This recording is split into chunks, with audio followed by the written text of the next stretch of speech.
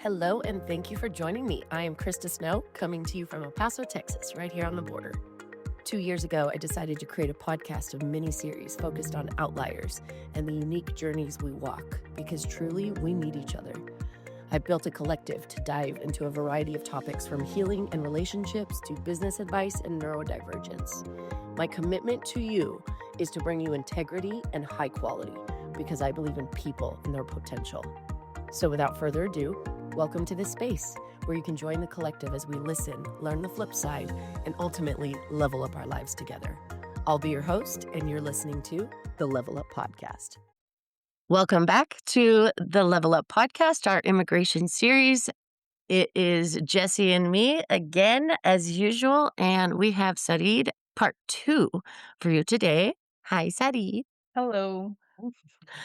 And Jesse, say hi to everybody too. Hello.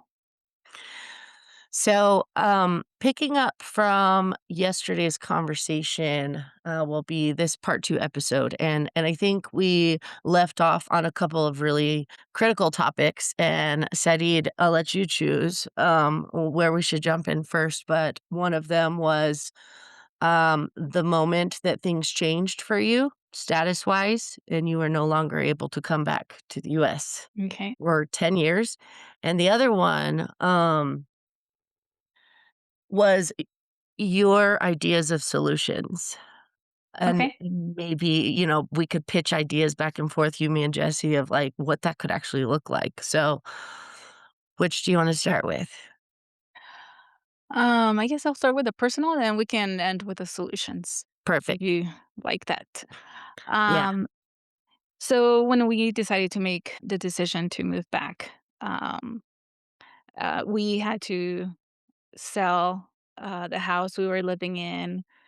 We hadn't paid it off. We had barely a few years with that, and then I had to, either get rid of stuff or pack up stuff. And my mom was very like, "We're gonna need what do we have over there?" And so we managed to, be able to get everything shipped to our home in Chihuahua City. And, but as you know, as you're doing all the preparations, I started visiting and getting together with friends because a lot of people don't wanna travel to Mexico. There's this fear, and so I knew who knows when I'll get to see them again. So it was that sense of having to bid farewell, to the people who had become my family and to the things that I was used to. So that was, something that, was in a way a struggle, and I know God was with me throughout that process, and He had prepared my heart. So I traveled with my mom across the border. So there was nobody ever detained me. Like, I wasn't deported from the US. It was more like a voluntary kind of thing, but you just cross over. And since I I was driving a pickup truck and I had my 3 dogs with us, the border patrol did stop us before crossing into Mexico, and just asking, like, a couple of questions. I can't even remember. They were just simple, and I answered with, that we were moving back or whatever. I can't remember. And they just What, said, "Okay." sorry to interrupt you. What year was this? This was in 2012. Yeah, 2012. And, so yeah, so I moved back. I hadn't been in Mexico for years and years. I didn't really have a culture shock as much as I thought I would. But I think part of it was that, I hit the road running. I had too many things to do to not even assimilate what it was, the changes. I would have faced the obvious ones, but it I didn't have time to dwell on it or to contemplate, just because I have, my mom to take care of, my brother, and getting situated and all of that. Um, so that was emotionally, like, the hardest for me. Since I grew up in the US, I have more of an American mentality, and that has been harder for me to adjust and maybe, also part to fit in a way. Um, and so for me, it was hard to start making friends. And obviously, my focus the first 6, 7 months was my mom until Mhm. she passed away. Um, and so I didn't really have time to, um, meet people or, any of that. So afterwards, when I started, it was just hard. It, it was hard to make friends, and Chihuahua City tends to be, sometimes people call it like the big ranch because everybody knows everybody in a way or directly or indirectly, and then it's a place where most are born there, they live there, and then they die in that city, and so they sort of tend to already have set up their own circles. And so it's harder to get into that. But anyways, it was a struggle to make friends and to adapt to the new society. So you, just to clarify for the audience, because I know your story, but you lived here from the time you were 8 until you were in your 31. 30s, Hmm. and then you voluntarily left because, your brother was in Mexico, your mom had become ill and was spending more and more time there, and you and your dad, who were here primarily, and your dad, kind of all over the place since he was, truck driving, like, you both went back to Mexico. Hmm. Your mom came, helped you move, went back to Mexico, and then was it a year later that your mom passed? It was 6 months later. So It I was left 6 in months, okay. September, and in January she passed. And then at that point, you were, at the house with your brother, who Hmm. also is someone that you care for, and your dad was still, you know, sustaining the family because that's what allowed you to caretake for your mom and your Hmm. brother, right? So, Yes. at this point, like, what were your feelings? Because I know that you still considered this home here, in El Hmm. Paso, and maybe not even the US, maybe El Paso was home in a way that, like, you clung to. Hmm. So what were your feelings then, like, before you went to the orphanage, like, in that transition period? Well, that's when it was harder. I was resigned to having to live in Mexico. And so I wanted to, get involved, getting plugged into a church and live life and see what was next. So I started job searching, and the job I applied for, which, in a way, one of the benefits of my parents migrating was that I was able to learn English, and I was able to get an education. That alone opened doors for me that other people wouldn't be able to. And so, Mhm, um, so I found one of the best companies to work in Chihuahua, and they said we want to hire you, but you need to get a U.S. visa because we have businesses in the U.S. and you would be working more directly with those businesses. Um, and so I'm like, well, I don't know if I can, get that or how to, and they said, well, that's our condition. And so I thought, well, let's give it a try. And so I went and got help to apply for the visa, and I went to the interview, got it, and it was a tourist business visa. Um, and I was approved. That was My mom passed away in January. I got the visa in April, and then I started working with that company there. And so at first it was like, it was unbelievable to me that they gave me the visa. I really had the conviction I did not want to lie, and I wanted to be truthful. And so in the interview they never asked me anything about my past, just my present, and that's what I answered. And so I saw it from God that he was granting me this opportunity, and I was overjoyed because that meant I could come and visit my friends and my family, and I used it for a big excuse to be able to come and see everyone and spend time there because um mhm, it's just the dwelling of the sorrow of my dad and his struggles trying to adjust without his 30 years plus companion. Mhm. And it is hard to live with someone who is sick as well, like with my brother, and then the interactions within us. It was just very hard, and for me, it was a escape to be able to come and be with a family who were like my second home, my second family. To be Mhm. actually feeling that way, after my mom passed away, it was hard to feel that at home with my dad and my brother, and so I took advantage of that opportunity. And so it helped me sustain myself in that sense, and I did that for, that was in 2013, in 2018, maybe, or Like 2017. 17? Yeah, I'm pretty 17 or sure it was 17. 17. Yeah, probably. So for years, you went back and forth. No Yeah, and I mean, I issues. was working for my Mexican company as a Mexican employee, like, it was all my life was in Mexico, Mhm. except that now I could travel to the US and visit, and because, we had, one of the offices in the US in El Paso, and my one of my supervisors was there. I could work having a computer, you can work from anywhere. I mean, I was doing the payroll for companies in the US because obviously Mexican cheap labor. So, they have moved all these processes in those businesses, to Mexico because it's cheaper to do them there. Mhm.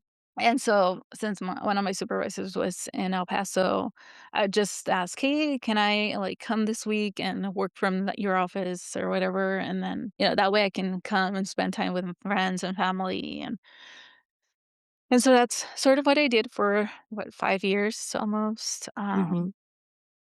And and then one of the times when I was coming, it changed on the bridge. Uh, the agent there started asking me different questions, and I think he felt like I was lying or I was doing something illegal or working in the U.S. illegally, which I was not. Um, and so he interrogated me a lot, and kept threatening me about, you're being recorded and all this stuff, and I'm like, well, that's fine. Like, there's nothing I need to hide there. So that's when they told me I needed to go in, and they started questioning me further in, and they started asking me about my past and because of my convictions.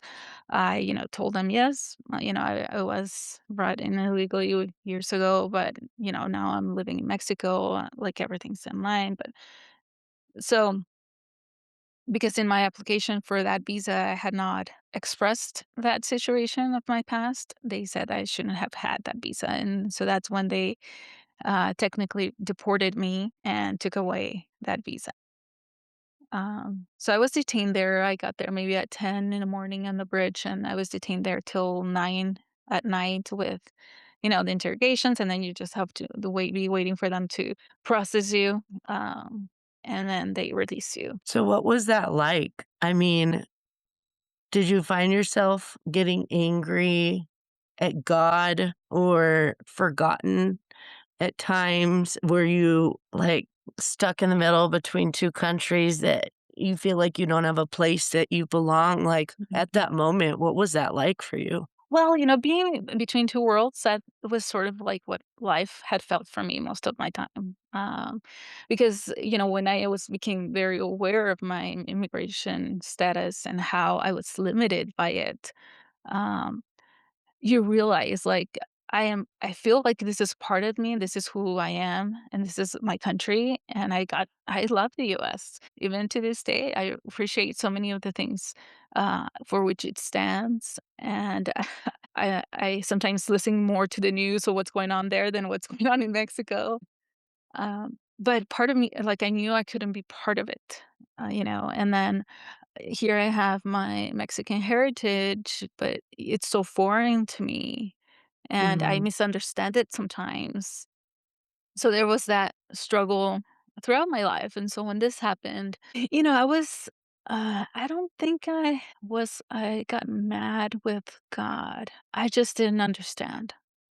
Um, and it felt sort of like, I always try to see, where God is in all of this, or, my relationship with him. And so I did feel like he took the rug under my feet. when that Mhm. happened, and shook me up. And I'm like, but why?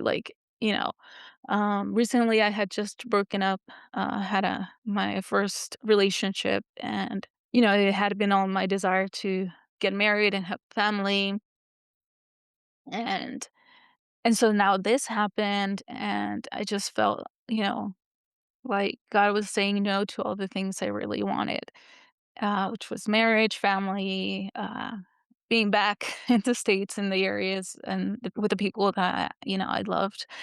And so when that happened, it really shook me. And at the same time, I somebody was using my car without me in it, and they crashed it. So I was without a vehicle, and I still had to go to work. So I remember like taking walks as I walked to the bus station, or and just really asking God, like, why have you allowed this?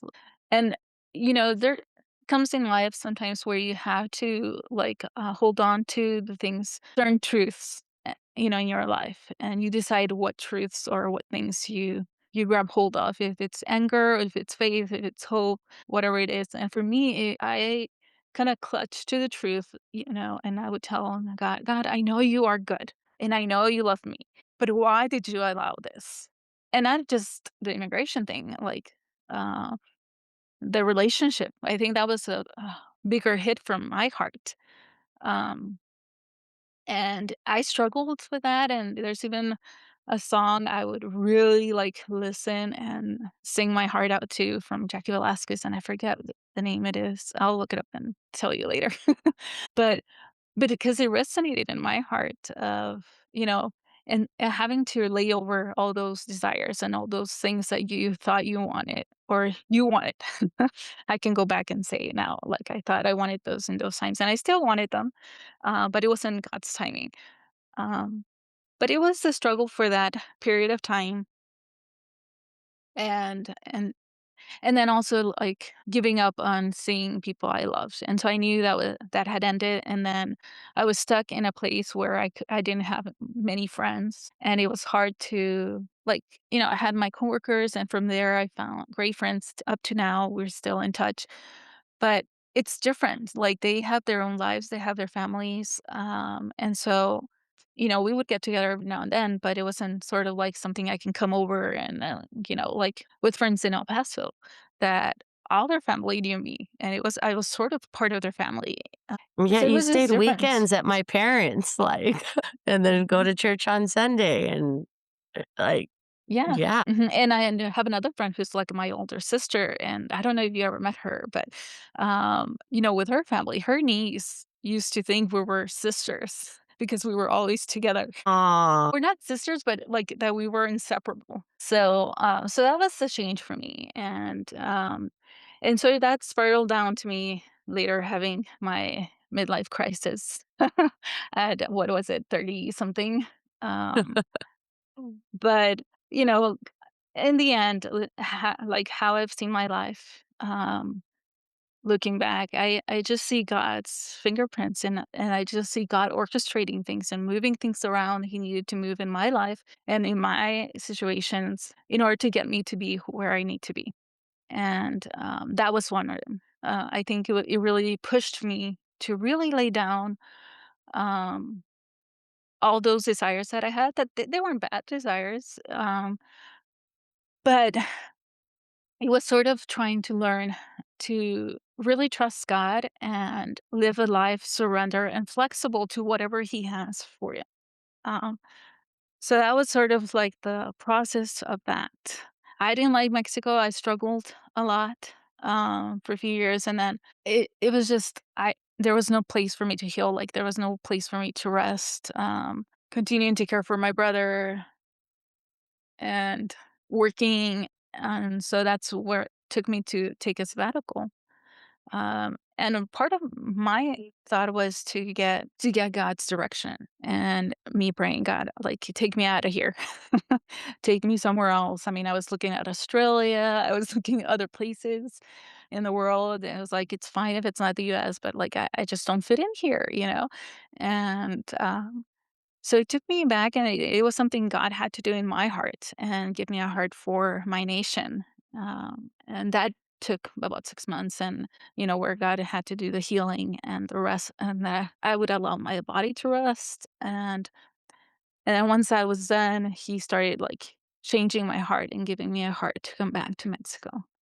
And so Do I you want to did. tell them where you went? So I ended up going to Israel because that's like I had a friend there who had a prayer house, and it was the only place outside of the US and Mexico who I knew someone I could go to. So I went to Israel for about 5 months, 6 months, and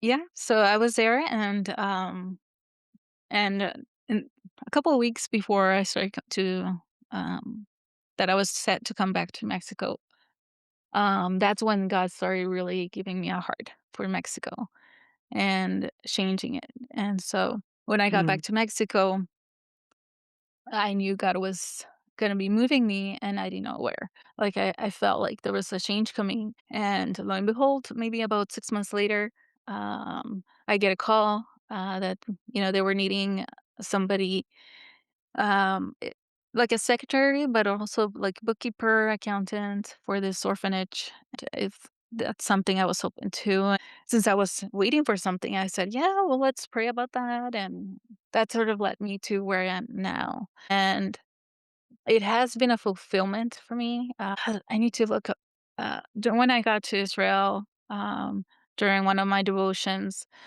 God gave me the scripture. I opened my Bible in the Psalms, and let me get it real quick. So it's Psalms 107, and so it was in verse 4.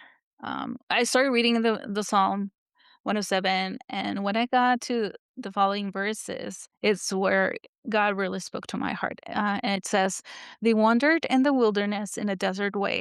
They found no city to live in. Hungry and thirsty, their soul fainted in them. Then they cried to the Lord in their trouble, and He delivered them out of their distress. He led them also by a straight way, that they might go to a city to live in. Let them praise the Lord for His loving kindness, for His wonderful deeds to the children of men. For He satisfies the longing soul, He fills the hungry soul with good." And when I read that, I just saw myself. I had been wondering most of my life, and it felt like I had nowhere to dwell in. And I was hungry and thirsty for good things, that I had longed for. And and so he gave me this towards the beginning of my stay, my sabbatical. And this was my prayer. Like, okay, God, lead me, by a straight way now. I had been in the desert for years, just being stuck, not feeling like your life's moving along. You're just aging. See friends get married, they start their careers, and had not been able to do that. And sure enough, I mean, that's sort of my testimony. He has brought me to a place to dwell in and to live, and he has filled me with good things.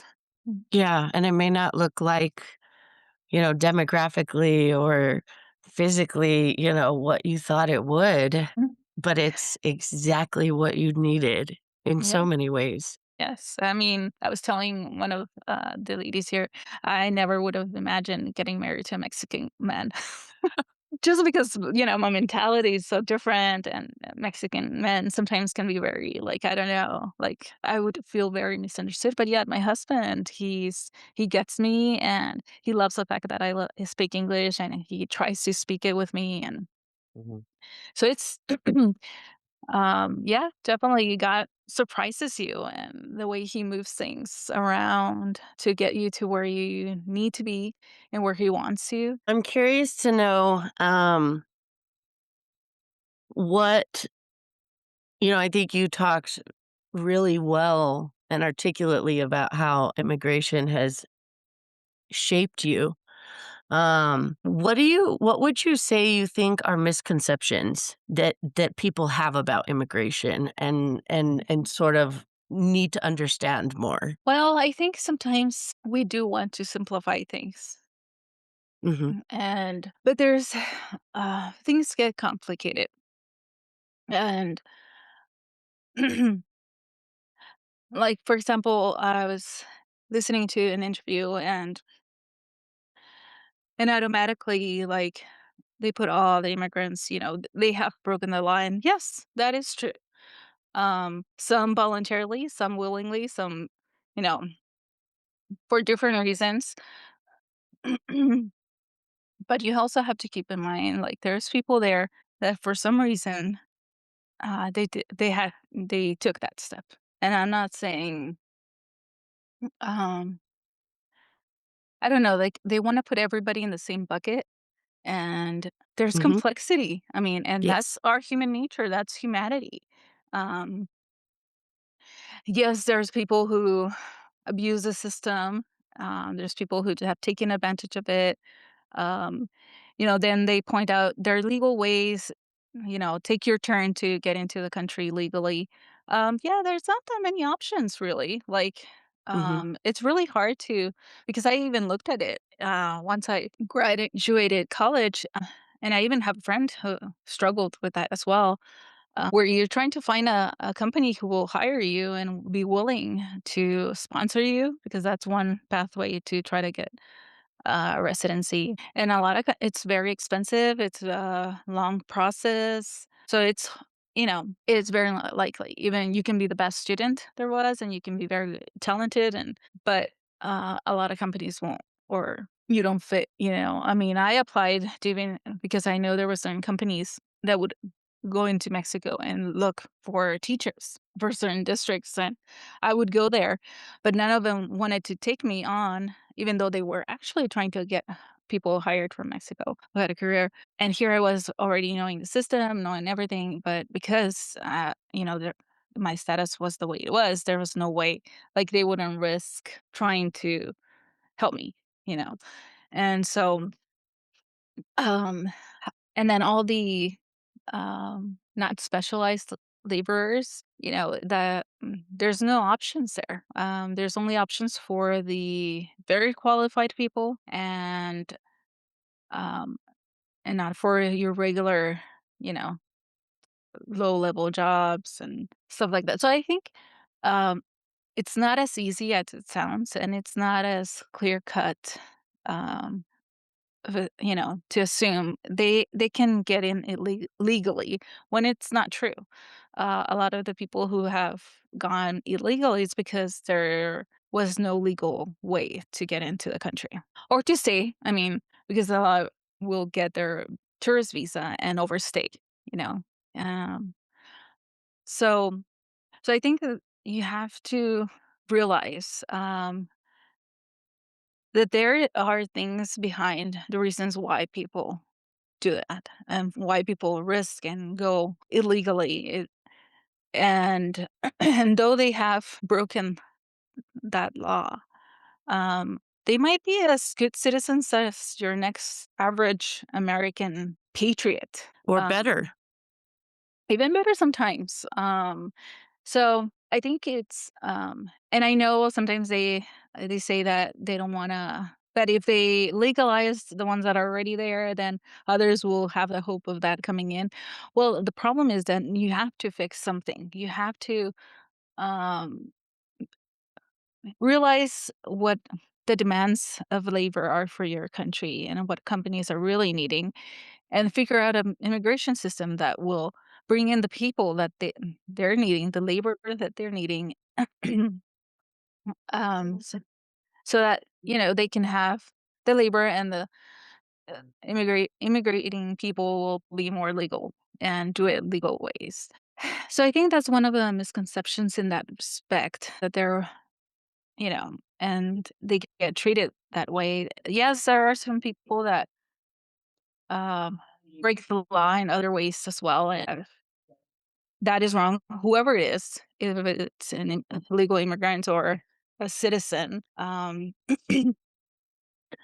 but I think you have to really consider and think um, that things are not as simple, even though we do try to oversimplify things.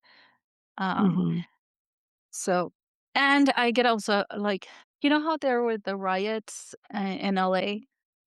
Mhm. And I mean, there's obviously, and back in my day, when they were pushing the Dream Act, and there were all these demonstrations and things trying to push that. Um, one of the things that I was very convicted of is, and this would be more for the immigrant community, is we do have to recognize that we have, broken the law in that sense, whether we have state or overstayed our visas, if we crossed illegally, whatever our Or were situation brought by is, our parents who whatever it didn't is. know. Yeah. Yeah, we have to be aware of that. And we have to be aware also that because of that, um, I think there's this um, attitude sometimes of wanting to demand something or demand rights. And for me, it's like, how can you, when you have not followed, to the uh, by the letter, it's like I tell my kid, like, you want to have the rights of everything and all the privileges, but yeah, you're not responsible, or you disobey, or you're disrespectful. It doesn't work that way. And I think Mhm. for the immigrant community, my heart would be is like, you have to be aware that we have done something that it's not right. And for that, in my point of view, instead of demanding something, we should be asking for mercy. We should be asking, yes, we've broken, we have our reasons, we've tried to follow suit in other things. Um, you know, we just need mercy. And we need mercy to fix our status because we do want to live here. We love this country. We want to contribute legally to it. Um, Instead of just demanding. And for me, it was really bothersome, and I think I may be the only one probably. But what were these people thinking putting the Mexican flag up on those protests? Aren't you asking to be part of this country? So why are you using a foreign flag? Like, for me, I don't understand that. And I think that's where, and actually, I think maybe those protests were about something else and not necessarily by actual immigrants, but, it doesn't help the cause. Um, It causes division, further division. mhm, yeah, and, I mean, if you so want to have rights in this country, then I think you really need to seek what's best for that country as well, and not just demand your rights, but really ask for mercy and say, you know, like, "This is home. Please, is there anything, that we can do or try to, that you would allow us to become part of this country?" Yeah, and on the other hand, I also understand the righteous anger that a lot of people have because they are being targeted, and there's unlawful, hateful behavior spewing from the government and spewing from law enforcement around, all of these ICE raids and the fear mongering it's causing, and I understand at the same time the people that want to make a statement and, peacefully protesting with a flag as well, because it seems like the president is trying to push people that represent that flag out of this country. And so peacefully taking a stand by holding up a flag, I understand that too because I see the hatred living in an 86% Hispanic demographic. I see, you know, people being called criminals and rapists, and these are people. And so I'm really encouraged, studied by Mm. your attitude and the way that you're approaching it, because it's like you see the flip side of US and Mexico, but you see a flip side within, the way people are responding as immigrants. Yeah, and to me, you see, I think, if you're putting up the Mexican flag, I think it brings that division of saying we're from here, but we are demanding, rights here. And so for me, it was more like, frankly, and this is again, well, you can raise everybody's free to do whatever. But the fact that they're raising a foreign flag in a country they want to be part of, is contradictory. Yeah, I wouldn't do it, that's for sure. I That would be understand why like, people do, but I wouldn't. I don't think that's the right approach to change minds. yeah, sorry. Yeah, that's very important. Just to kind of fill in real quick. I know I haven't talked very much, but I think it really depends on the person because I'd read something online that said that Um, that the reason that some people do it is just because it's their identity, you know? And I think every person does something for a reason. And so I'm sure everybody's has a different reason why they're waving the flag. Um, you know, but I think what's cool about what we're doing here is that we can actually sit down and talk about stuff, you know. Yeah. So I feel like you get a lot further having these conversations that, Krista and I are having because you get to the Mm. heart of what's actually going on versus not saying a protest isn't bad or wrong, but that's only one way to demonstrate. It doesn't really get to the heart. And that sometimes like Mm. I just read somebody on Facebook who's a minister. He said that sometimes there's only so much you can conversate in on social media, but having a face-to-face conversation, it takes patience. It takes time to really understand this whole topic, you know? And standing in line, waving a flag and chanting, like, that's something, but it's not the hour, 2 hours of talking. Mm. Understanding someone's past, their context, their history, their experience, like, that's really getting to a different level. Yes. And, I mean, uh, I l it's part of my heritage, and, whenever I would see the Mundial, the World Cup, I'd always cheer for Mexico, like, but it's just it has a place and a moment, and Mhm. so that's where I wanna be more careful. So, yeah. Well, we've taken up a lot of your time, but I have one more question before we close. And maybe we'll pick up this conversation again later. Saridd, if there was one thing that you could do that you think the system could do to easily streamline or change something, you have this business mindset, even from an accounting perspective, financially. Like, is there one thing that you've thought about that they could do to easily, like, fix some of the bottlenecks or make people Mm. feel more loved and cared about in the process? Like, what would you say? Um, well, I think they really should consider something similar to the DREAM Act and really just focus on children who came in when they were young. And obviously, I think they're in the right to choose, pick and choose, of those who, certain requirements. I think back in I had already moved back to Mexico, I think, and then Obama passed something. Which wasn't really, it was more, what do you call it? I forgot the word. Where it's just by the mandate by the president. An And executive order? yeah, and so it was mainly for the dreamers, and they put a limit onto how, like, what year you were born. And I'm like, and I wouldn't have gone into that because I was older. And I'm thinking, like, "Wait." So I think sometimes you do have to think, like, this has gone on, maybe since the '80s. I mean, I went into the States when I was in 1989. So I think maybe more, instead of putting, like, age limits, I would say fix on the things that what type of citizens you want, and citizens who want to contribute and who are, you know, part of that community, of the US, and so who live, quote, unquote, "as lawful a life as they are." I think that they're in the right to pick and choose who can stay. Um, for those who have crossed illegally, I don't I think that's where it gets sticky because who weren't brought in like myself. But there are some of them who who either, they've made their life in the US by now. Um, but there might be some of them who might want to go back to Mexico. You never know.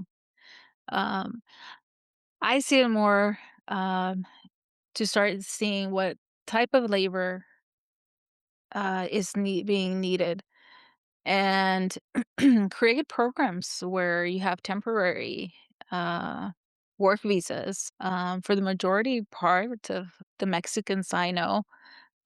They would be happy to just go work for a period of time and come back home. Like, there's no desire, to live in the US. And that's probably one of the reasons, like, because we're so close to you or next door neighbors. And so I think maybe creating some of those programs where you can make sure that the people coming in won't be rapists or, drug dealers and stuff like that, obviously, but that are hardworking. Um, One of the things, most of Mexicans are proud of is that we are hard workers. Hmm. And so I think there should be programs based on certain industries that benefit from this, and that would allow them the freedom to be able to work and come back and move about. So those are a couple of things that, I've always thought and considered should be done in a way. Yeah. Yeah, I definitely think that solutions are needed, and we all know the system's broken, and, you know, it's just a matter of getting fixed. And certain things are not possible, but if it is possible, then we just have to figure out a way to do it. And so Mhm. I really appreciate, perspectives like yours.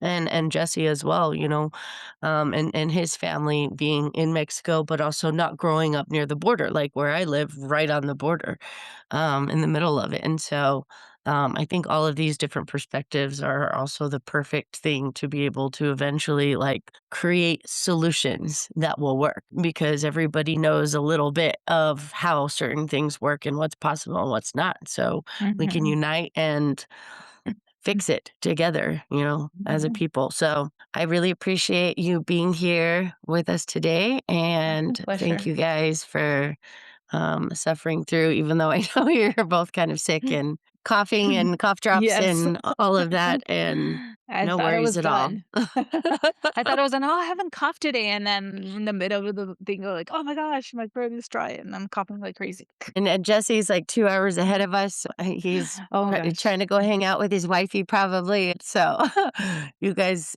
and Saridd, now you can go home to your kiddos and tell Jose I said hi. I will. And we'll talk soon. Thank you guys, and good night. Thanks for listening to the Level Up Podcast. And the squad wants you to know that we're here to help. Feel free to email us at leveluppodcastsquad@gmail.com. If you have any questions or comments or feedback, we would love to hear from you. God bless, and we'll see you next time here on Level Up.